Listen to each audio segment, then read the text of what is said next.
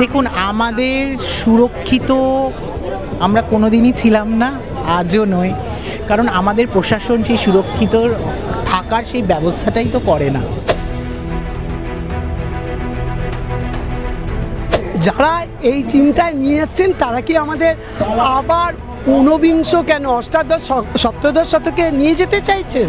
নির্বিঘ্নে তাদের কাজের জায়গায় কাজের যে ক্ষেত্রে জড়িত আছে থাকতে পারে।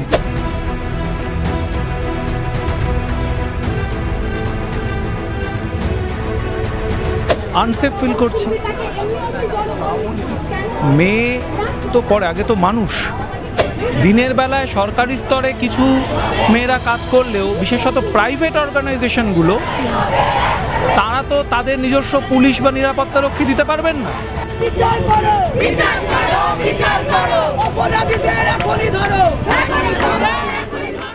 আরজিকর কাণ্ডে কাদম্বিনীর বিচারের দাবি শুধুমাত্র যে ডাক্তারদের আন্দোলনের মধ্যে যে সীমাবদ্ধ তা কিন্তু নয়। আমরা দেখেছিলাম ৮ তারিখে ঘটনার পরে দফায় দফায় রাজনৈতিক অরাজনৈতিক তার পাশাপাশি ছাত্র সংগঠন থেকে শুরু করে শিল্পী সংগঠন সকলেই রাস্তায় নেমেছিল এবং আজকেও ঠিক সেই মতোই রাস্তায় নেমেছে শিল্পী সংগঠন এবং আজকে তারা কিন্তু সেই কাদম্বিনীর বিচারের দাবিতে তারাও আন্দোলন করছে। যেই দাবি মূলত বলতে পারে ৯ তারিখ থেকে কিন্তু সকলের মুখে আছে এবং সেই দাবি শুধুমাত্র যে শিল্পীদের মধ্যেই বা সকল মানুষ বা ডাক্তারি যারা রয়েছে সেই সমস্ত শ্রেণী মানুষের মধ্যে রয়েছে তা কিন্তু না। আজকে কিন্তু সেই আন্দোলনের জোর কোথাও রাজ্য পেরিয়ে কিন্তু দেশে পৌঁছে গেছে, আবার দেশ থেকে বিদেশে পৌঁছে গেছে। তবে এই মুহূর্তে যেটা আপনাদের জানাবো যে ইতিমধ্যে শিল্পীদের তরফ থেকেও কিন্তু সেই আরজিকরের বিচারের দাবিতে তারাও কিন্তু গলায় এক স্বর নিয়ে নেমেছে যে বিচার চাই কাদম্বিনী।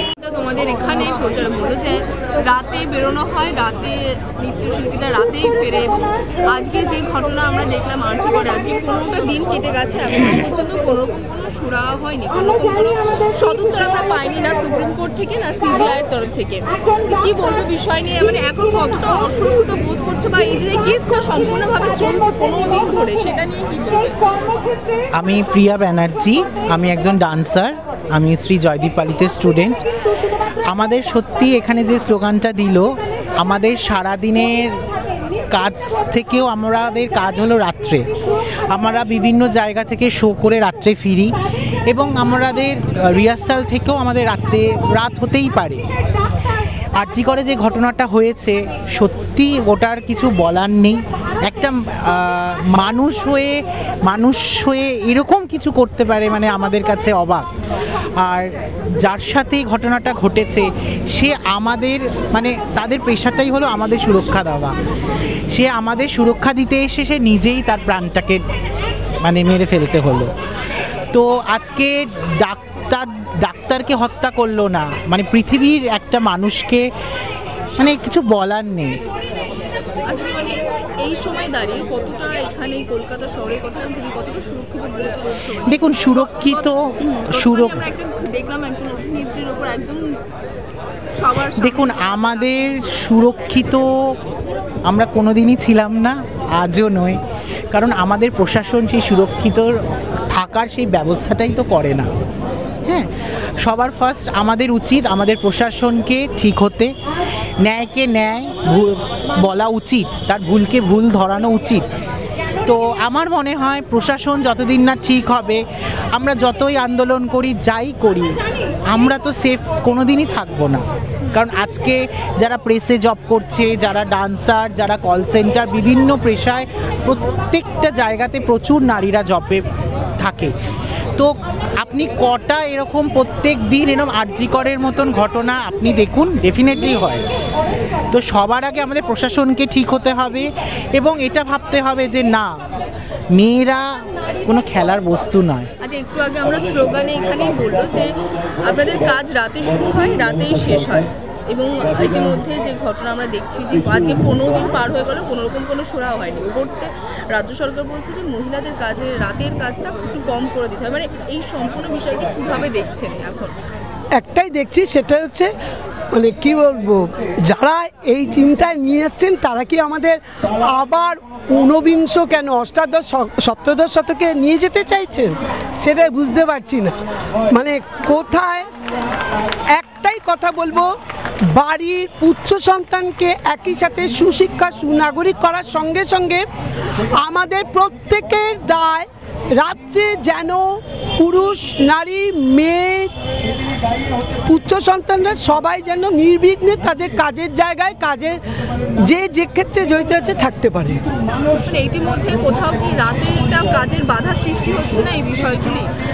না, বিষয়টা হচ্ছে আমাদের খুব ভয় লাগছে যে যেখান থেকে বিশেষ করে আমি যখন নৃত্য জগতের সাথে রয়েছি, রবীন্দ্রনাথ উদয়শঙ্করের হাত ধরে নৃত্যশিল্পীরা যে অন্ধকার থেকে নৃত্যকে আলোয় ফিরিয়ে নিয়ে আসা হয়েছে, এ যেন কোথায় সব প্রফেশনে মেয়েরা যেখানে যে প্রফেশনে আছে কোথায় যেন মহিলাদের হিউম্যান বিং হিসেবে কনসিডার না করে শুধুমাত্র মহিলা বলে দাগিয়ে দিয়ে তাদের জন্য আবার সেই আগেকার মতো পর্দা এবং what to do what not to do being a female.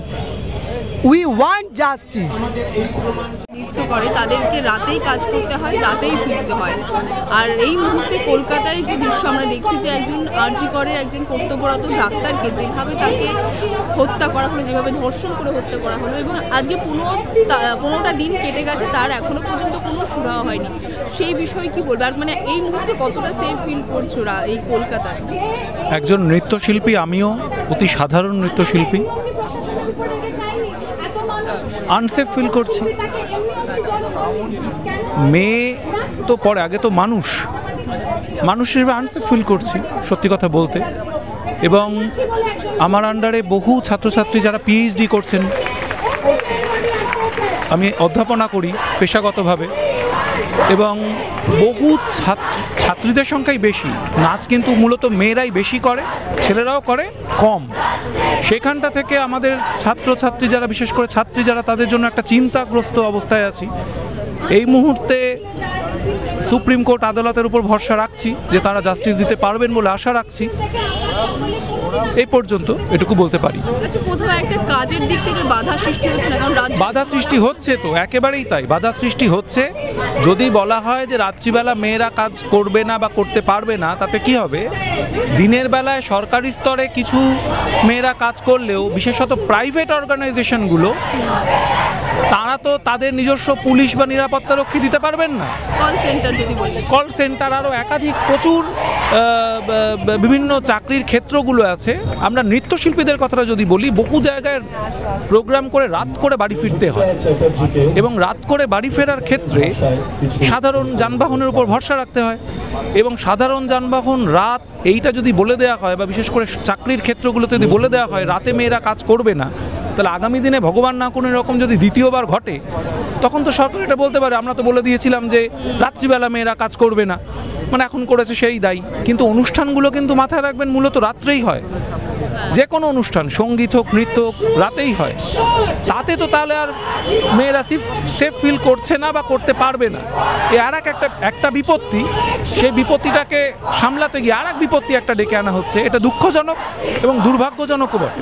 বিচার করো, বিচার করো, বিচার করো, অপরাধীদের এখনই ধরো, এখনই ধরো, এখনই ধরো, বিচার বিচার বিচার চাই, আমার মনের বিচার চাই।